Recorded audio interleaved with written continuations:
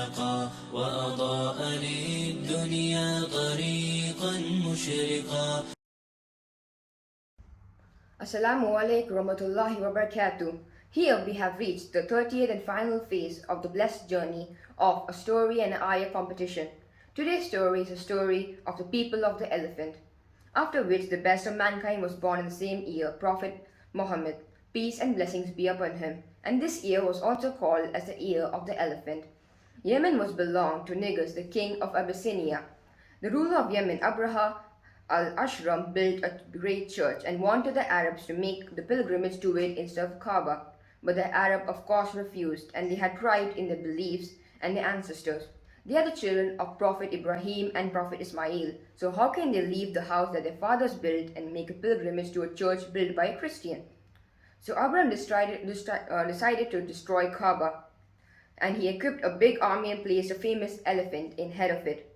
And in place between Taif and Makkah, Abraham sent one of his soldiers who drove him the money of the Quraysh and other tribes. Among these spoils were 200 camels of Abdul Muttalib bin Hashim, the master of the Quraysh. Abdul Muttalib set out to have a conversation with Abraha, and he had asked him to return his camels. And Abraha was surprised that Abdul Muttalib didn't speak to him about the Kaaba. Abdul Muttalib said to him, "I am the lord of the camels, and the house has a lord who will defend it." Abraha was so arrogant, and then he laughed at Abdul Muttalib's words. Then Abdul Muttalib gave back his camels, and then Abdul Muttalib returned to Quraysh and ordered them to leave Makkah and stay in the surrounding mountains. Then he and the men from Quraysh went to Kaaba and grabbed the ring of its door. Then they rose to pray to Allah and seek for his help. Then they went to the mountains. Then Abraha ordered his army and the elephant to raid Makkah, but the elephant wouldn't move. The elephant sat down. They directed him to Yemen and he started to run. Then they directed him to Kaaba and the elephant sat down once again. Then Allah sent a group of birds over them, with each bird having 3 stones. A stone in its beak and 2 stones in its leg. This is like chickpeas and lentils.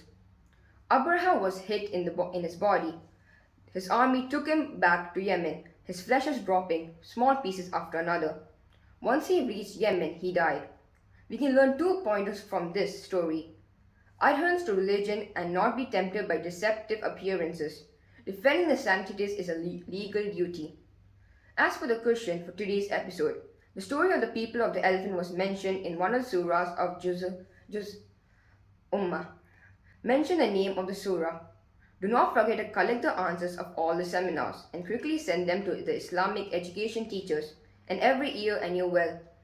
And have a great Eid Mubarak. فتمسكي بعواه كي لا